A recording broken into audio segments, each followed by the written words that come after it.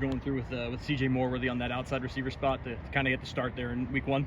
We're just out there competing every day.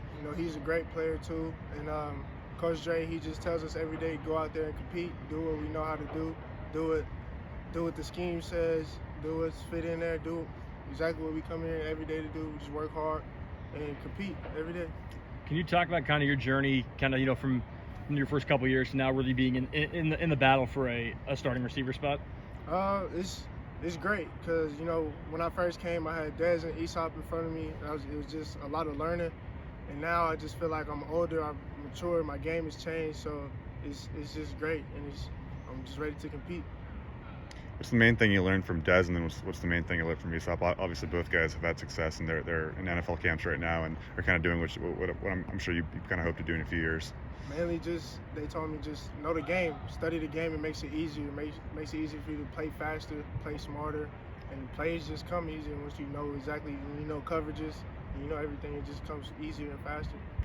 What does the run and shoot look like compared to the air raid for a receiver, and what are you kind of doing differently in this offense so that you didn't have to do in the air raid? It's pretty similar. A lot of throwing the ball a lot still, but in this offense, we read a lot of corners and we read a lot of coverages and stuff. So that's what our routes are mainly based off of, and it gives us a little bit of freedom too. So it's pretty similar. So I like it though. How long has it taken to be able to? I know you guys kind of adjust your routes mid route. What's kind of been the transition process into doing that, and do you feel comfortable doing that as opposed to last year when the offense was still pretty new to you guys? Yeah, it was a challenge at first for us, but we're all good players, so and we got good coaching staff, so it's easy to pick up on, and we know coverages. So like I said earlier, when you know coverages, it makes it way easier. So. Can you talk about how maybe you've been able to tap into to your size and how you've been able to utilize that to out-muscle and out-position cornerbacks? I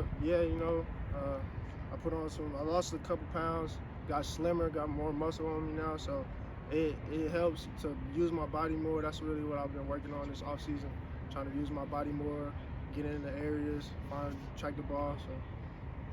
What's it like going up against Jalen Watson? He's one of the taller corners, and not only on the team but in the conference, and big body guy who's also kind of added some strength and some weight in the offseason. He's a great player, but we compete every day. I like going against him. He likes going against me. We like to compete, so it's a challenge always when you're going against a good corner. But it's good to put some pressure on him as well. So. He just told us he's wearing 0 because he doesn't want any passes. He wants 0 passes caught against him. Do you think he can go 12 games without having a pass caught against him this year? Yeah, of course. I got faith in my boy. That's my cousin right